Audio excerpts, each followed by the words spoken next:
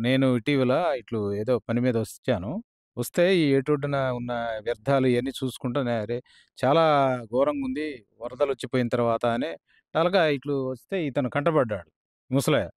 "బాబాయ్ మరి ఎలా తింటున్నావు? ఏంటి ఈ గుడిసె ఏంటి? వర్షం వచ్చింది గదా! నువ్వు ఎలా ఉంటావని" అడిగా ఇతన్ని. హ్మ్. అడిగితే అన్నాడు గదా! "అయ్యా ఎవరైనా పెడితే తింటా లేకపోతే లేదు. నాకు ఆశ్రమం లేదు. చిన్నప్పుడే నేను ఎళ్ళిపోయినా దేశాల మీదకి. పెడితే తింటా లేకపోతే లేదు. నీళ్ళొక్కటే నేను తాగుతాను. అన్నం పెడితేనే తింటా" అన్నాడు. ఇది ఘోరంగున్నది. మొన్న హ్మ్. ఆ! వర్షం వచ్చినప్పుడు గూడా ఒక పట్టాని మళ్ళీ నెత్తిన పెట్టుకున్నాడు. హ్మ్.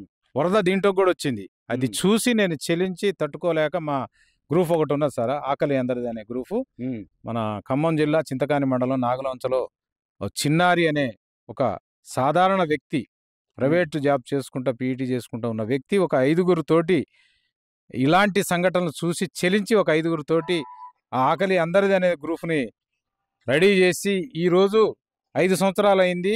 200 మందిని ఈ గ్రూప్‌లో స్వతంత్రంగా జాయిన్ గాటానికి ఇయాల ముందుకొచ్చారు. జాయిన్ అయ్యారు. ప్రతి నెల ఒక ఇద్దరికి మేము సహాయం జేస్తున్నాం సార్. మాకు చేతనైన సహాయం. కనీసం ఇతనికి 3 నెలల వరకు గూడా భత్యం పెట్టడానికి మేము సిద్ధంగా ఈరోజు ఇక్కడికి విచ్చేసి ఉన్నాం సార్. సంతోషమండి.